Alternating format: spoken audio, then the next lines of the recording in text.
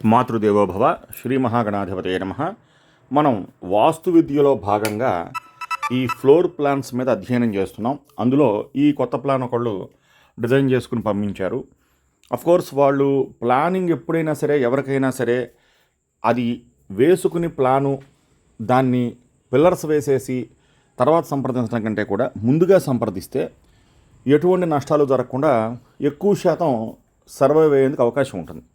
ఈ ప్లాన్ చూడండి, ఇది ఈస్ట్ ఫేస్లో పూజా గది తూర్పున ఇచ్చారు.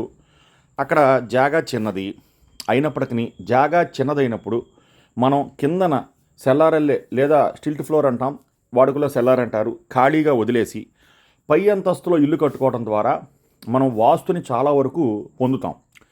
కిందన మనం ఇంటి చుట్టూ తిరిగే ఖాళీని కిందనే ప్రొవైడ్ చేయగలుగుతాం, పైన ప్రొవైడ్ చేయాల్సిన అవసరం కూడా లేదు. కిందన ఒకే యజమాని అయ్యి పైన ఒకే యజమాని అయితే ఇల్లంతా కూడా కిందన 4 పక్కల తిరిగే గ్యాప్ ఇస్తే కనుక పైన మనం ఇంటి చుట్టూ చూరు వదలాల్సిన అవసరం లేదు. సరే, ఇక్కడ అలా నేను ఫస్ట్ మోడిఫికేషన్ చెప్పాను, కింద స్టిల్ట్ ఫ్లోర్ వేసుకోండి. సెకండ్ మోడిఫికేషన్ పైన చూడండి, ఈ ఫ్లోర్ ప్లాన్లో మెట్లు శుద్ధ తప్పు ఈశాన్యంలో ఇచ్చారు. వాటిని సేమ్ వెనక్కి మనం పంపించేస్తే ఉత్తర పశ్చిమ కార్నర్ వాయువ్యం అక్కడ ఏర్పాటు అవుతాయి మెట్లు. ఆ మెట్ల డైరెక్షన్ కూడా మార్చుకోవాలి. తర్వాత పూజా గది అక్కడే ఉంటుంది. అక్కడ టాయిలెట్ అనేది శుద్ధ తప్పు. ఎప్పుడైనా సరే ఇల్లు యొక్క ప్రమాణం అనుసరించి ఇల్లు గనక చాలా పెద్దదైతేనే మనం ఆ టాయిలెట్లు ఎక్కడైనా ఇవ్వగలుగుతాం.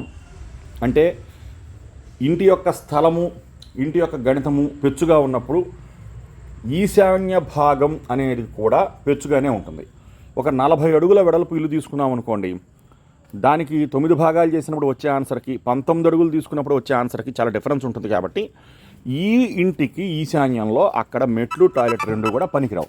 సో మనం ఆ రెండు అక్కడ తొలగించి మెట్లని వాయువ్యంలో ఇచ్చుకోమని చెప్పాను. అలాగే నైరుతిలో ఇచ్చినటువంటి ఏదైతే సిట్అవుట్ అలా రాసిందో అది మొత్తం తీసేశాను. బెడ్రూమ్ నైరుతి వైపుకి ఇచ్చాను. హాలు మెట్లెక్కంగానే హాలు ఆ ఈశాన్య భాగంలోను, అలాగే బెడ్రూమ్కి మెట్లకి మధ్యలో ఒక చిన్న హాలు, అంటే ఈ బాల్కనీని అటు పక్కకి ఈ జాగా అటు జరిపితే ఒక చిన్న హాల్ ప్రొవైడ్ చేయడం జరిగింది. దానికి చక్కగా మిర్రర్ పెట్టుకోమని చెప్పాను. బయట నుంచి మంచి వెంటిలేషన్ వచ్చేందుకు ఫ్రెంచ్ డోర్ కావాలంటే పెట్టుకోమని చెప్పాను. కిచెన్గానే ఉంచాను. అక్కడ ఏదైతే యూటిలిటీ ఉందో యూటిలిటీగానే ఉంచాను. ఇప్పుడు దీనివల్ల జరిగే ప్లస్ ఏంటంటే 4 దిక్కుల్లో ఉండవలసినవి ఉండాల్సినట్టుగా ఉంటాయి. కానీ మీకు ఒక్కటే చెబుతున్నాను, ఈ ఎక్స్ప్లెనేషన్ మొత్తం ఒక సాధారణమైన అవగాహన కోసం, పెద్ద పెద్ద తప్పుల్లోకి వెళ్లకుండా ఉండటం కోసం తప్ప, ఎప్పుడైనా సరే మీ గృహ వాస్తు ప్రత్యక్షంగా దర్శించి చెప్పేది ఖచ్చితమైన ఫలితాలు ఇస్తుంది. ప్రత్యక్షంగా దర్శించినప్పుడు ఆ స్థలాలకి ఏమైనా రోడ్డు సోలలు ఉన్నాయా, వీధి సోలలు ఉన్నాయా, అవి ఎంతవరకు ఉన్నాయి, అసలు ఈ స్థలంలో జీవశక్తి ఎంతవరకు ఉన్నది, ఈ జీవశక్తిని మనం తెలుసుకునేందుకు అనేక రకాల పద్ధతులు కూడా ఉంటాయి. దాన్నే స్థలంలో జీవకళ అని, అలాగే స్థలాభోగం అని చెప్పి అంటారు. అందుకనే మీకు కొన్ని స్థలాలు కొంతకాలం వెలుగొందుతాయి, తర్వాత అవి పడుకుంటాయి. అలాగా అన్ని విషయాలు మనం తెలుసుకోవాలి అంటే స్థలం యొక్క మనం ప్రత్యక్షంగా దర్శనం చేయాల్సిందే. అయినప్పటికీ ఇందులో ఉన్నటువంటి లోపాలు మీరు గుర్తించి ప్రాథమిక అవగాహన కనుక మీకు వస్తే, ఒక్కొక్క సందర్భంలో మీకు సిద్ధాంతి అందుబాటులో లేనప్పుడు మీరే కొంతవరకు అవగాహన చేసుకోగలుగుతారు.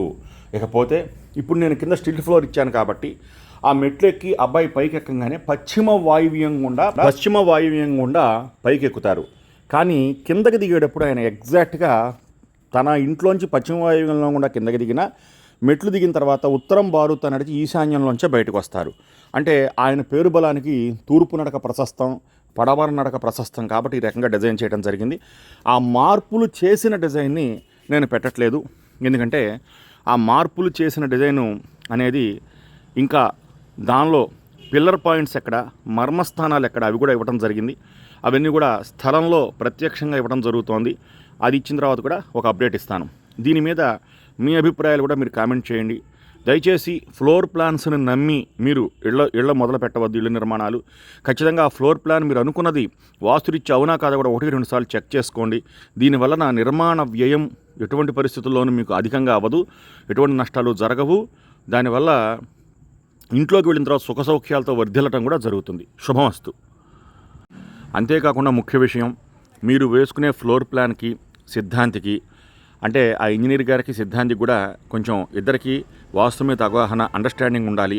సిద్ధాంతి గారు ఫలానా చోట పిల్లర్ వద్దు అంటే వెంటనే అక్కడ ఇంజనీర్ గారు టెక్నికల్గా దాన్ని ఆలోచించి ఆ పిల్లర్ యొక్క లోడింగ్ కెపాసిటీని మరొక పిల్లర్స్కి చక్కగా పంచి అక్కడ ఆ నిర్మాణాన్ని ఒక తేజోమయంగా, ఒక సౌకర్యవంతంగా తీర్చవలసినటువంటి బాధ్యత, గురుతర బాధ్యత కూడా వారికి కూడా ఉంటుంది. కాబట్టి ఈ ఇద్దరి యొక్క అండర్స్టాండింగ్ ఉంటే మీకు ఏ గృహం అయినా కూడా అద్భుతంగా ఉంటుంది. అట్ ద సేమ్ టైం మీకేం కావాలో కూడా మీరు క్లియర్గా చెప్పగలగాలి. ధన్యవాదాలు.